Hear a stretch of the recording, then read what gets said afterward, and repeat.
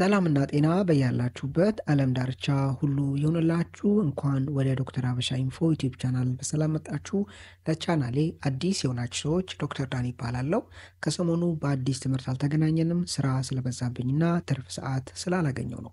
በዚህ ትምህርት ላይ ከአልኮል መጠጥ ባልተናነሰ ጉበታችን ላይ ከፍተኛ አደጋን የሚያስከትሉ 4 ነገሮችን እንመለከታለን። በዘመናቸው የአልኮል መጠጥ ተጠቅመው የማያውቁ በተቃራኒው ለተለያዩ የጉበት አደጋዎች የተጋለጡ ሰዎች በርካታ ናቸው። የዚህን ዋነኛ የስር ምክንያት በዛሬ ትምህርታችን ላይ የምንመለከተው ይሆናል። በጥሞና ካዳመጣችሁኝ ከራሳችሁ አልፎ ለቤተሰቦቻችሁ የሚጠቅም ጤናችሁን መጠበቅ እንድትችሉ የሚረዳችሁን አስደናቂ መረጃዎች ታገኛላችሁ። ከብዙ አክብሮትና ትህትና ጋር ትምህርቱን ላይክ ማድረጋችሁን አትዘንጉ። እናንተ የማትከፍሉበት ላይክ የትምህርት ብዙ ሰው ጋር እንዲደርስ እንዲጠቀሙበት፣ የራሳቸውንም የቤተሰቦቻቸውንም ጤና በነፃ እንዲጠብቁ ያደርጋል። ትምህርቱን ለሌሎች በማጋራትም እንዲያተርፉበት አድርጉ።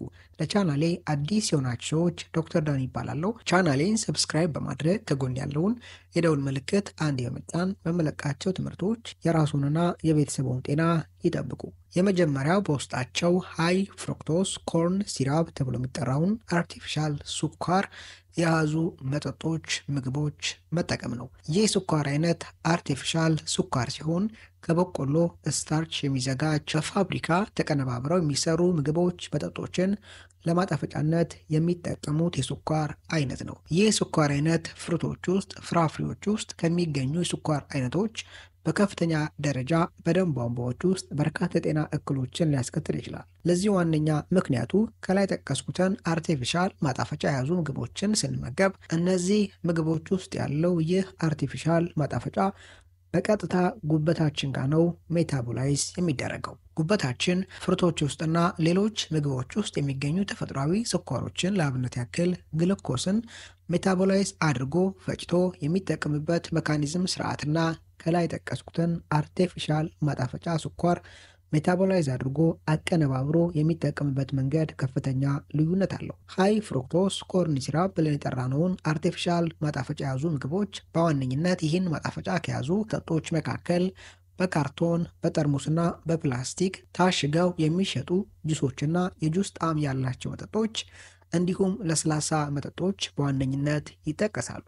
አንድ ሰው እንዲህ አይነት መጠጦችን ሲጠቀም እነዚህ መጠጦች ውስጥ ያለው አርቲፊሻል ስኳር በቀጥታ ጉበታችን ጋር ከመጣ በኋላ ጉበታችን ይህን ስኳር ሜታቦላይዝ አድርጎ ከፈጨ በኋላ በእንዲህ አይነት መንገድ ከፈጨው ስኳር አይነቶች እስከ 75% ደረጃ የሚደርሰውን በፋት መልክ ነው ያጠራቀመው። የቀረውን 25% ጥቅም ላይ ያውለዋል። በተቃራኒው በተፈጥሮ ስኳር የያዙ ምግቦችን ስንመገብ፣ ፍራፍሬዎችን ስንመገብ እነዚህ ፍራፍሬዎች ውስጥ ያሉ ተፈጥሯዊ ስኳሮችን ግሉኮስና ተመሳሳይ ስኳሮችን ጉበታችን ሜታቦላይዝ ካደረገ በኋላ ከ50 እስከ 60 እስከ 70%ን በቀጥታ የመጠቀም ጥቅም ላይ የማዋል እድሉ ከፍተኛ ነው። ነገር ግን ከላይ የተመለከትነውን አርቲፊሻል ማጣፈጫ የያዙ መጠጦች፣ ለስላሳ መጠጦችና የታሸጉ ጁሶች ስንጠቀም እስከ 75% በሚደርስ ደረጃ በፋት መልክ መቀየሩ ይህ ጉበታችን ላይ አደገኛ ተጽዕኖን ያስከትላል። አብዛኛዎቹ እነዚህ ፋቶች ደግሞ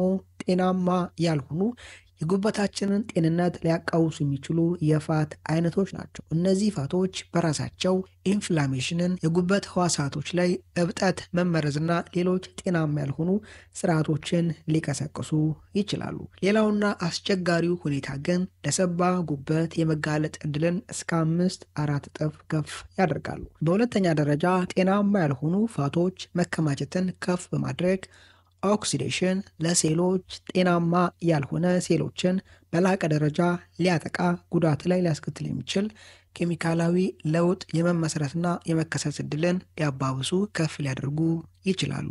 ሶስተኛው አደጋ ግን ጉበታችን የታሸጉ ጁሶችና ለስላሳ መጠጦች ውስጥ ያለውን ሃይ ፍሩክቶስ ኮርን ሲራፕ አርቲፊሻል ማጣፈጫ ሜታቦላይዝ ሲያደርግ ሲፈጭ አያይዞ ፒዩሪን ተብሎ የሚጠራውን ንጥረ ነገር ያመርታል። ይህ ንጥረ ነገር ሲመረት በዚህ ወቅት ሰውነታችን ይህን ፒዩሪን ለማስወገድ ዋነኛውና ውጤታማው መንገድ በብዛት ዩሪክ አሲድን ኬሚካልን ማምረት ነው። የዚህ ኬሚካል በብዛት መመረት በመቀጠል ዩሪክ አሲድ በደም ቧንቧዎች ውስጥ በብዛት እንዲሰራጭ ያደርጋል። ሰውነታችን እነዚህን ዩሪክ አሲድ ኬሚካሎች ወደ ጠጣርነት ክሪስታል በመቀየር ጡንቻና መገጣጠሚያ ውስጥ እንዲያከማች ያደርጋል። ይህ እሪ ወይም ጎት ተብሎ የሚጠራውን የአርትራይተስ በሽታ አይነት ያስከትላል። ይህ መገጣጠሚያን የሚያጠቃ የበሽታ አይነት ነው። ይህ በሽታ ሲከሰት ከሚታዩ ዋና ዋና ምልክቶች መካከል ማታ ላይ ድንገተኛ የሆነ አውራ ጣት ላይ ህመም፣ ማቃጠልና የመጠስጠስ ስሜት መሰማት እንዲሁም ጉልበት አካባቢ ህመም፣ መጠስጠስና ተመሳሳይ ስሜትን ሊያስከትል ይችላል። በሰውነታችን ውስጥ ጤናማ ያልሆነ የዩሪክ አሲድ መመረትና መሰራጨትን ከሚያስከትሉ ስርዓቶች መካከል ከላይ የተመለከትነውን አርቲፊሻል ማጣፈጫ የያዙ መጠጦች መጠቀም ነው። አንድ ሰው ከፍራፍሬ የተዘጋጀ ጁስ መጠቀም ሲያስብ ፍራፍሬዎቹን ራሱ ገዝቶ ፈጭቶ ምንም አይነት ማጣፈጫ ስኳር ሳይጠቀም ቢጠቀማቸው መልካም ነው። ሁለተኛው በውስጣቸው ትራንስፋት የያዙ ምግቦችን መመገብ ነው። በውስጣቸው ትራንስፋት ከያዙ ምግቦች መካከል ዋነኞቹ የሚከተሉት ሶስቱ ናቸው። አንደኛ የድንች ጥብሶች፣ በይበልጥ ደግሞ በፋብሪካ ተዘጋጅተው ታሽገው የሚሸጡ የድንች ጥብሶች። አንድ ሰው እቤቱ ድንች ጥብስን አዘጋጅቶ የሚጠቀመው በላይ በፋብሪካ ተዘጋጅተው ታሽገው የሚሸጡ የድንች ጥብሶች፣ ቺፕሶች በውስጣቸው በላቀ ደረጃ ትራንስ ፋትን ይዘዋል። ይህ ጤናማ ያልሆነ በይበልጥ ደግሞ ድንች በውስጣቸው ሃይድሮጅን በያዙ ዘይት አይነቶች ሲዘጋጁ የሚመሰረት የፋት አይነት ነው። አብዛኛዎቹ ፋብሪካዎች ድንች ቺፕስን ለማዘጋጀት የሚጠቀሟቸው ዘይቶች በውስጣቸው ሃይድሮጅን የያዙ ናቸው። ለዚህ ዋነኛ ምክንያቱ እንዲህ አይነት ዘይቶች ርካሽ ስለሆኑና ለነሱ በርካታ ትርፍን ስለሚያስገኙላቸው ነው። ሁለተኛ በከፍተኛ ሙቀት በፈላ ዘይት የሚጠባበሱ ዶሮዎች። ሶስተኛ ለረጅም ቀናትና ሳምንታት እንዲቆዩ በሚያስችል ደረጃ ተዘጋጅተው የሚሸጡ ፒዛዎች። እነዚህን ፒዛዎች በቀላሉ ሱፐርማርኬት ውስጥ ብትገቡ ፍሪጅ ውስጥ ተቀምጠው ልታገኟቸው ትችላላችሁ። እነዚህን ምግቦች ከመጠቀም ተጠንቀቁ።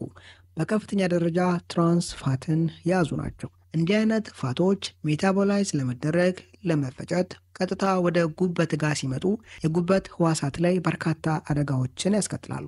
ከሚያስከትሏቸው አደጋዎች መካከል ጉበታችን እንዲህ አይነት ፋቶችን የመፍጨትና ሜታቦላይዝ የማድረግ አቅሙ ዝቅተኛ ነው። እነዚህ ፋቶች ጉበታችን ዙሪያ የመከማቸትና እዛው የመጠራቀም ዕድላቸው የሰፋ ነው። እነዚህ ፋቶች ጉበታችን ዙሪያ በሚከማቹበት ጊዜ ወደ ጉበታችን ኢንፍላሜሽንና ኦክሲዳቲቭ ስትረስን ለጤና እስኪሆኑ ኬሚካላዊ ለውጦችን የመሳብ አትራክት የማድረግና በቀጥታ ጉበታችን ላይ ጉዳትን እንዲያስከትሉ የማድረግ አቅማቸው የጎለበተ ነው። ሶስተኛ ጤናማ ያልሆነ የህመም ማስታገሻ መድኃኒቶች አወሳሰድ። የህመም ማስታገሻ መድኃኒቶች ሰፕሊመንት አይደሉም። አንድ ሰው የተለያዩ ቫይታሚኖችን እንደሚወስደው በእንዲህ አይነት መንገድ የምንጠቀማቸው ሰፕሊመንት አይደሉም። እነዚህ አደገኛ የሆኑ አስገዳጅ ሁኔታ ውስጥ ብቻ ስንገባ ልንጠቀማቸው የሚገቡ መድኃኒቶች ናቸው። አብዛኛው ሰዎች በቀላሉ አግኝተው ሊጠቀሟቸው ከሚችሏቸው የህመም ማስታገሻ መድኃኒቶች መካከል ፓራሲታሞል እና አይቢፕሮፊን በዋነኝነት ይጠቀሳሉ።